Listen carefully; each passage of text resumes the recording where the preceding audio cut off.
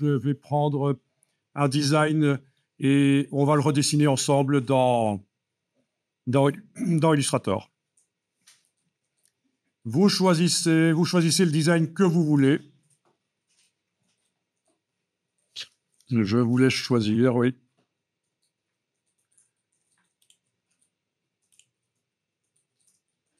Donc ici, je vais faire un clic droit, copier l'image, puis dans Illustrator.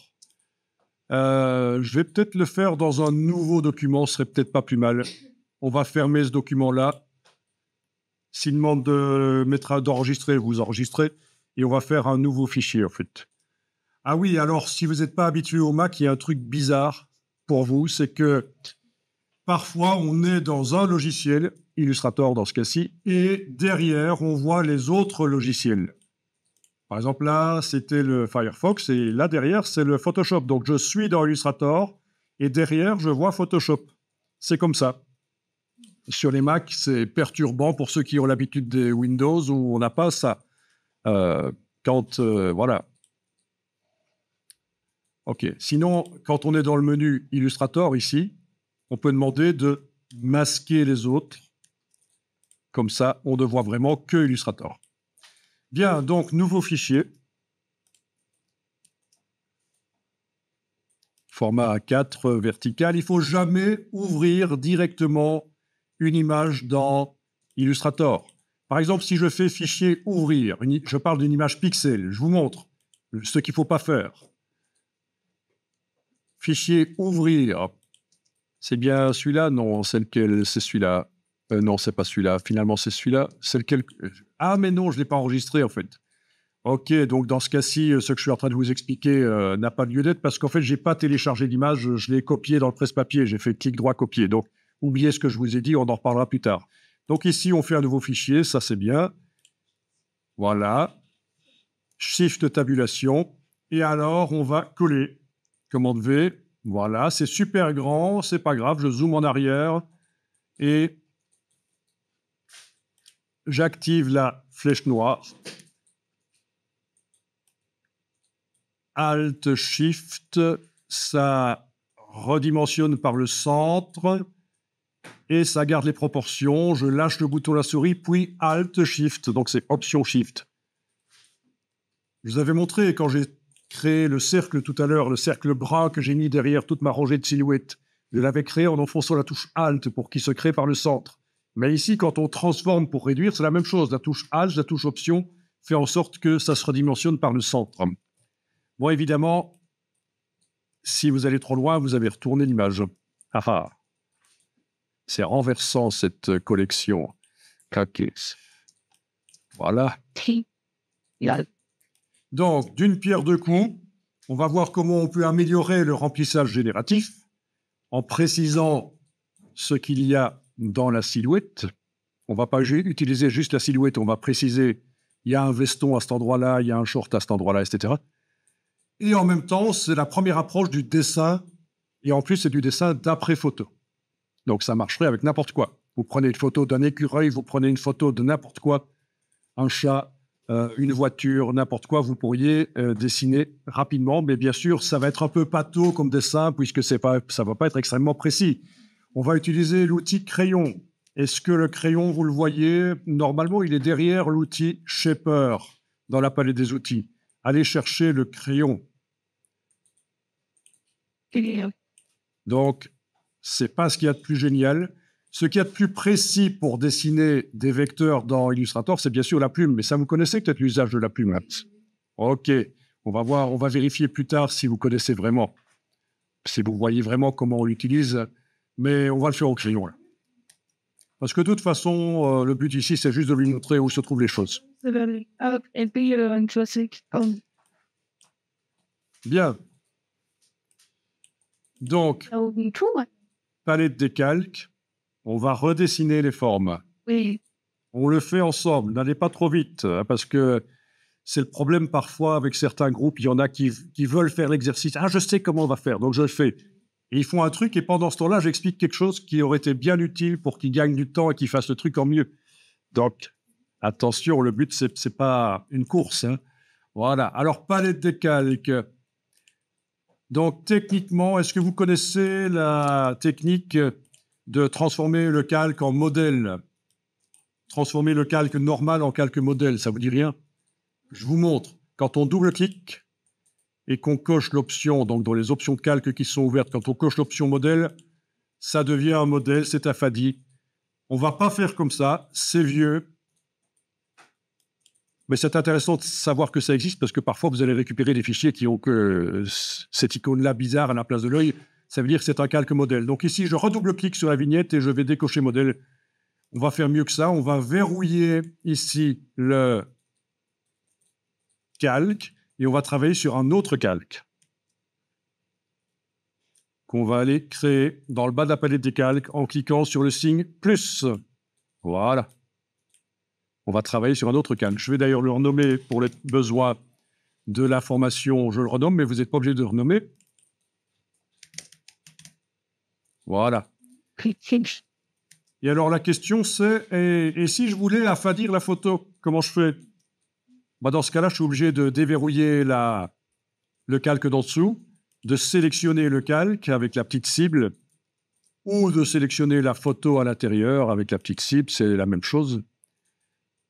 Le résultat, je veux dire, sera le même visuellement. Et d'aller dans Fenêtre, Transparence, Fenêtre, Transparence, et de jouer sur le curseur Transparence. Mais on n'a peut-être pas besoin de faire ça. Peut-être que ça ne nous dérange pas que la photo reste bien dense. On n'a peut-être pas besoin. Mais je vous dis, hein, si vous vouliez faire comme le calque modèle, mais avec cette technique-ci, c'est comme ça qu'on procéderait. On utiliserait la palette de transparence. OK, je vais laisser à 100%. Je vais verrouiller, c'est important. Et on travaille sur le calque du dessus. Il faut le sélectionner comme ça. C'est important aussi. Voilà. Sinon, le crayon, si le calque du dessus n'est pas sélectionné, si c'est celui du dessous, il va vous mettre un sens interdit, vous voyez. Impossible de dessiner. Si c'est aucun calque qui est activé, si j'ai cliqué en dessous, même chose. Impossible de dessiner. OK. Donc, il faut vraiment activer le calque du dessus qui n'est pas verrouillé. Et là, on va pouvoir dessiner. L'icône du crayon est différente. Voilà. OK. Ah, attendez, on va tout de suite faire les choses bien. Déjà, à ce stade, est-ce que tout le monde est arrivé à faire ça? Oui, c'est le 2. OK, je remonte. La transparence, s'il fallait de la transparence, il faut absolument déverrouiller le calque qui contient la photo. Il faut sélectionner le calque, aller dans le menu Fenêtre, Transparence. Et dans la palette Transparence, on a ici un curseur qui permet de rendre transparent. Quand c'est rendu transparent, on verrouille. Voilà, et on travaille sur le calque du dessus. Voilà, si c'est intéressant pour vous que ce soit affadi, pourquoi pas. Voilà. Mais je vous conseille de ne pas régler la transparence sur le calque, vous allez comprendre pourquoi. Donc, je remets la transparence du calque à 100%. Voilà. OK, donc ce que j'allais dire, déverrouillez le calque de la photo. Il n'y a pas le verrou. Ensuite, prenez la flèche noire et déplacez la photo tout en enfonçant la touche Alt. Voilà. Ça va nous servir pour aller puiser des couleurs rapidement. Cette photo d'à côté. On va dessiner sur la photo de droite, mais moi, je vais aller puiser avec la pipette des couleurs dans la photo de gauche. Alors, que dire de plus? Si vous vouliez que la photo de droite soit affadie, dans ce cas-là, on la sélectionne, oui. Donc, ça revient au même que de déployer le calque et d'aller sélectionner avec la cible la photo de droite. Et dans la palette des calques, on l'affadit avec le curseur. Mais la photo de gauche, je ne vous conseille pas de l'affadir. Hein. On va aller puiser les couleurs dedans autant qu'elles soient correctes. Voilà, vous voyez? OK. On va supposer que ça vous aide que ce soit affadi. Voilà, vous avez vu comment on peut faire. Et on verrouille. Est-ce que ça va? OK. Bon, je vais enregistrer dans le dossier de cet après-midi. Je vais appeler ça dessiner au crayon -01. C'est le nom du fichier. OK.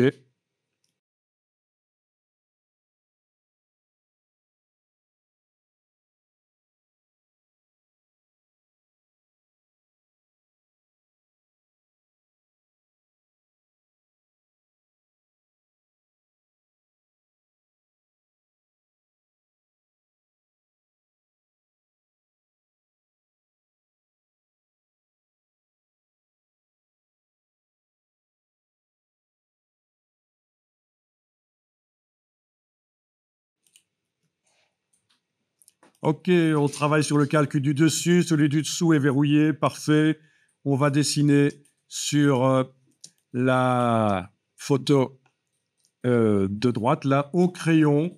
Alors, le raccourci du crayon, c'est, si je survole, la formule va me le montrer, c'est N. Vous voyez? OK, c'est la touche N. On va également utiliser la pipette. Vous voyez la pipette? Oui. Et le raccourci de la pipette, quand on survole, l'infobule nous indique que c'est E. Donc, il va falloir retenir ça. Également, autre chose qu'il faut retenir, c'est la touche commande. On va utiliser, pendant qu'on dessine, les 3 touches N, I et la touche commande. Donc, sur PC, ce sera la touche contrôle. Ça va vous permettre de faire rapidement le dessin. OK, donc, ne rigolez pas parce que ici, le dessin va être un peu blob. Ça va pas être génial, mais c'est pas grave. C'est juste pour aider l'IA à savoir ce qu'elle doit faire. OK. Donc ici, je vais... oui, vous avez tout un dessin différent, donc forcément... Mais je vous montre le principe alors, et puis vous allez le faire sur votre dessin à vous. OK. Donc je vais rapidement ici dessiner, par exemple, le visage. Voilà. OK. Est-ce que quand vous dessinez, vous avez aussi un visage, j'imagine, sur la photo. Quand vous dessinez le visage, vous n'êtes pas obligé de refermer. Chez moi, oui, ça s'est refermé tout seul, mais on n'est pas obligé de revenir au point de démarrage exactement. Voilà. Il faut que la case de fond dans la palette des outils soit à l'avant-plan, parce que je vais modifier le fond. Et là, je vais aller puiser avec la pipette. Donc, j'enfonce la touche I. Je zoome en arrière, vous voyez, pour avoir la photo d'à côté. Avec la touche I, voilà, j'ai enclenché la pipette et je vais aller puiser la couleur que je veux donner au visage, à peu près, voilà. OK. Ensuite, je vais revenir là et au crayon, donc touche N. Regardez, vous allez tester après. Je vais faire ici le décolleté. Voilà, à peu près. Hein. Voilà, j'essaye même pas de faire passer cette nouvelle forme sous l'ancienne. Je les juxtapose comme ça. Donc, touche I pour la pipette. Et je vais aller puiser, donc éventuellement A. J'avais toujours la précédente. J'ai oublié une étape. C'est l'étape avec la touche commande pour cliquer à côté. Voilà. Et touche commande, je reclique sur... Attendez un peu. Ouais, je vais aller en arrière, je vais annuler. Oui, avant de dessiner la forme suivante, il faut enfoncer la touche commande et cliquer à côté pour désactiver. La touche commande, c'est le raccourci de la flèche noire.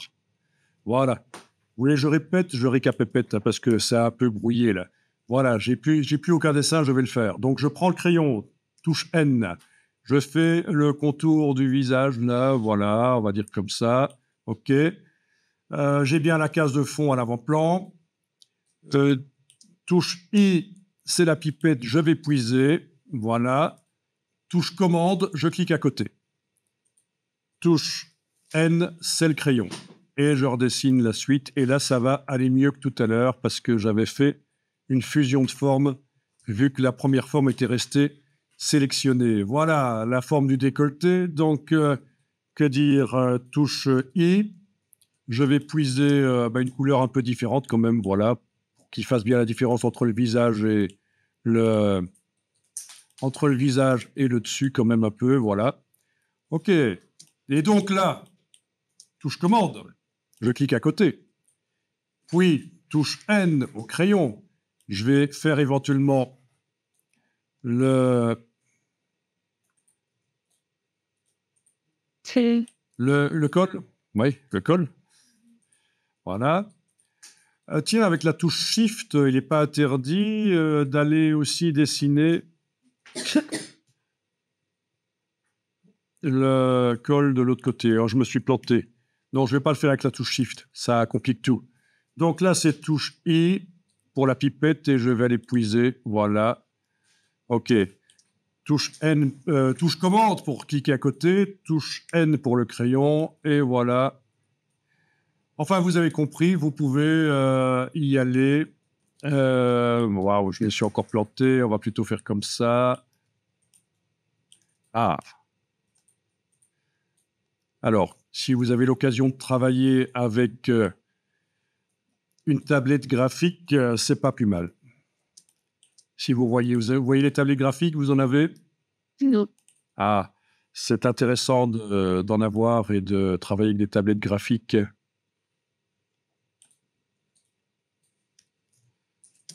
Parce que la souris, c'est pas ce qu'il y a de plus génial.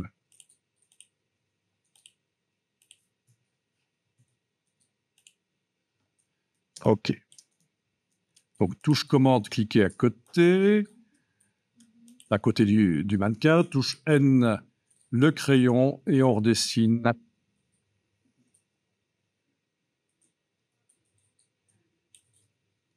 Touche I pour la pipette, et on va puiser à côté. Voilà. Touche commande. Touche N.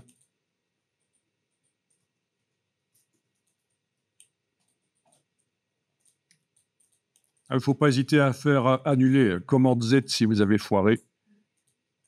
N'essayez pas d'être super précise et propre pour ça.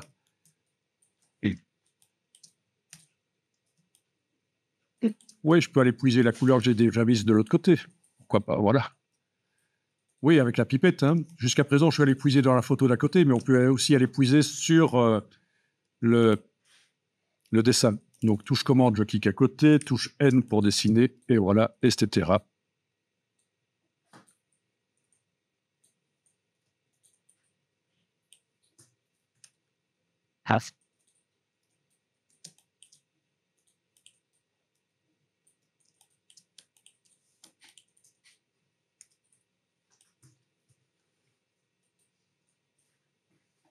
C'est même pas certain qu'il va comprendre ce qu'on veut faire, mais voilà.